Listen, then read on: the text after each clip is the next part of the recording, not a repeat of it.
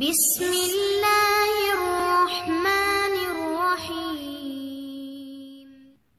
Segala puji hanya milik Allah Tuhan yang senantiasa kita puji, kita minta pertolongan dan memohon kepadanya. Kita berlindung kepadanya dari segenap kejahatan jiwa-jiwa kita dan dari segala keburukan amal perbuatan kita. Siapa yang ditunjuki Allah, niscaya tidak ada yang akan dapat menyesatkannya. Dan siapa yang disesatkan Allah, niscaya tidak akan ada yang dapat menunjukinya ke jalan yang benar. Aku bersaksi bahwa tidak ada Tuhan yang berhak disembah dengan benar kecuali Allah. Tidak ada sekutu baginya. Dan aku pun bersaksi bahwa sesungguhnya Muhammad itu adalah hamba sekaligus rasul utusannya. Amma ba'd. Pada kesempatan ini kita akan berbicara tentang sebuah hadis yang berkaitan tentang suratan takdir. Bersumber dari Abul Abbas alias Abdullah bin Abbas radhiyallahu anhuma, ia bercerita, suatu hari aku di belakang Nabi Shallallahu Alaihi Wasallam. Beliau bersabda, "Wahai Ananda, sesungguhnya aku ingin mengajarkan kepadamu beberapa kalimat. Jagalah Allah, niscaya Dia akan menjagamu, dan jagalah Allah, niscaya kamu akan mendapati Dia selalu berada di hadapanmu. Jika kamu meminta, mintalah kepada Allah. Dan jika kamu memohon pertolongan, mohonlah pertolongan kepada Allah. Ketahuilah, sekalipun seluruh umat bersatu untuk mendatangkan sesuatu manfaat kepadamu, maka mereka tidak akan dapat memberikan manfaat sedikit pun kecuali apa yang telah Allah tetapkan bagimu. Dan sekalipun mereka berkomplot untuk menimpakan celaka bagimu, niscaya mereka tidak akan sanggup mencelakakan kamu kecuali apa yang telah Allah tetapkan bagimu." Pena telah diangkat dan lembaran-lembaran telah kering. Diriwayatkan oleh At-Tirmizi, hadis ini hasan sahih. Dalam riwayat yang lain disebutkan, "Jagalah Allah, niscaya kamu akan mendapatinya di depanmu. Kenali Allah di waktu lapang, niscaya Dia akan mengenalimu di waktu susah. Ketahuilah bahwa apa yang ditetapkan lolos darimu, maka hal itu tidak akan menimpamu. Dan apa yang ditetapkan menimpamu, hal itu tidak akan lolos darimu. Ketahuilah, sesungguhnya pertolongan itu bersama kesabaran, kelapangan bersama kesusahan, dan kesulitan bersama kemudahan." Imam An-Nawawi menjelaskan sabda Sallallahu Alaihi Wasallam, "Jagalah Allah, niscaya Dia akan menjagamu." Maksudnya, jagalah dan turulah perintah Allah serta berhentilah dari larangan-larangannya. Maka Allah akan menjagamu dalam gerak-gerikmu dan di dunia maupun di akhirat. Allah Ta'ala berfirman, "Man 'amilan sholihan min zakarin aw unsa wa huwa mu'minun fala nuhyiyannahu hayatan thayyibah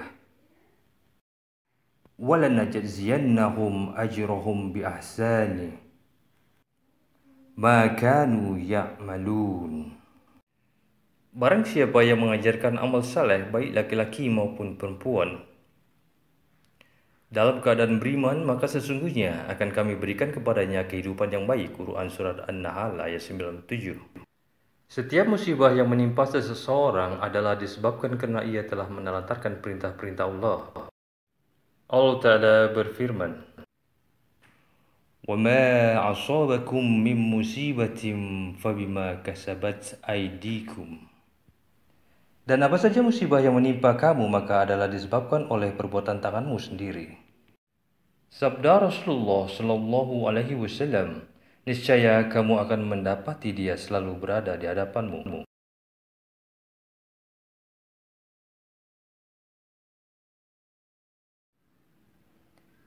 Yakni di depanmu. Rasulullah Shallallahu Alaihi Wasallam bersabda, "Kenalilah Allah di waktu lapang, niscaya Dia akan mengenalimu di waktu susah." Allah telah menetapkan di dalam kitabnya sesungguhnya amal saleh itu berguna ketika orang yang bersangkutan sedang dalam keadaan susah akan dapat menyelamatkannya. Dan sesungguhnya amal buruk itu dapat mengantarkan orang yang bersangkutan kepada kesusahan. Menceritakan tentang Nabi Yunus alaihissalam, Allah Ta'ala berfirman, maka kalau sekiranya dia tidak termasuk orang-orang yang banyak mengingat Allah, niscaya ia akan tetap tinggal di perut ikan itu sampai hari berbangkit.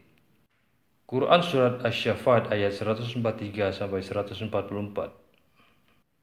Ketika Firaun berkata seperti yang dikutip di dalam surat Yunus ayat 90, saya percaya bahwa tidak ada Tuhan melainkan Tuhan yang dipercaya oleh Bani Israel, dan saya termasuk orang-orang yang berserah diri kepada Allah. Allah berfirman kepadanya dalam surat yang sama ayat 91. Apakah sekarang baru kamu percaya, padahal sesungguhnya kamu telah durhaka sejak dulu dan kamu termasuk orang-orang yang membuat kerusakan. Sabda Sallallahu Alaihi Wasallam, dan jika kamu mohon pertolongan, mohonlah pertolongan kepada Allah. Ini sebagai isyarat bahwa seorang hamba jangan menggantungkan rahasianya kepada selain Allah. Sebaliknya, ia harus menyerahkan segala urusan kepadanya. Kemudian, jika yang dimohon oleh seseorang di luar jangkauan makhluk seperti memohon hidayah, ilmu, pemahaman Al-Quran As-Sunnah, kesembuhan dari penyakit, dan keselamatan dari cobaan dunia serta azab akhirat, maka ia harus memohon hal itu kepada Tuhannya.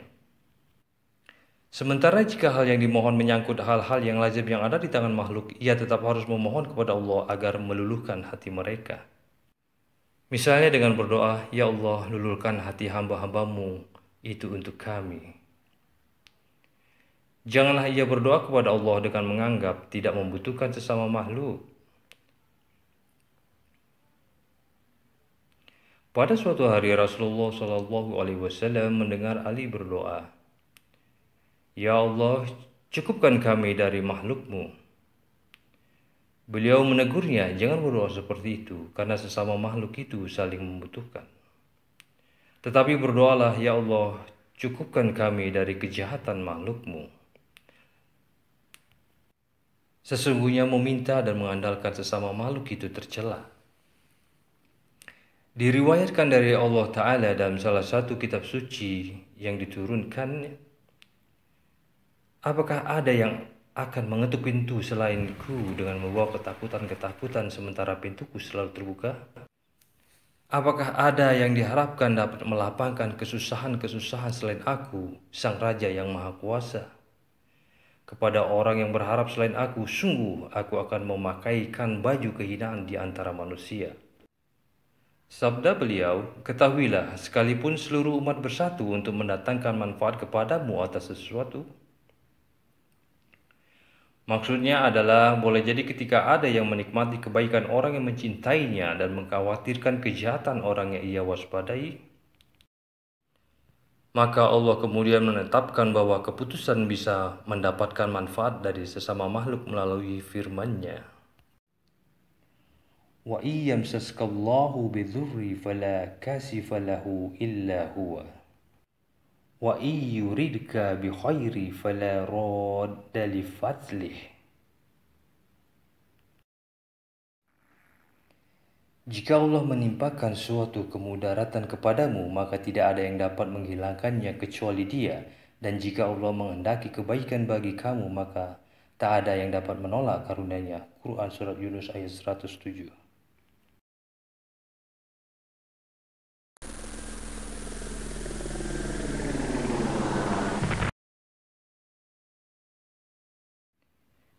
Itu semua tidak bertentangan dengan firman Allah dalam surat Asy-Syura ayat 14 yang menceritakan tentang Nabi Musa. Maka aku takut mereka akan membunuhku. Firman Allah dalam surat Thaha ayat 45, sesungguhnya kami khawatir bahwa ia segera menyiksa kami atau akan bertambah melampaui batas. Dan firman Allah dalam surat An-Nisa ayat 102, dan siap siagalah kamu. Karena betapapun keselamatan kecelakaan itu terjadi karena ketentuan Allah, namun seseorang bisa lari dari sebab-sebab kecelakaan kepada sebab-sebab keselamatan. Sabda beliau Sallallahu Alaihi Wasallam, ketahuilah sesungguhnya pertolongan itu bersama kesabaran. Dan janganlah kalian mengharap-harap bertemu musuh, mohonlah keselamatan kepada Allah. Dan jika kalian harus bertemu musuh, bersabarlah dan jangan lari, karena sesungguhnya Allah bersama orang-orang yang sabar.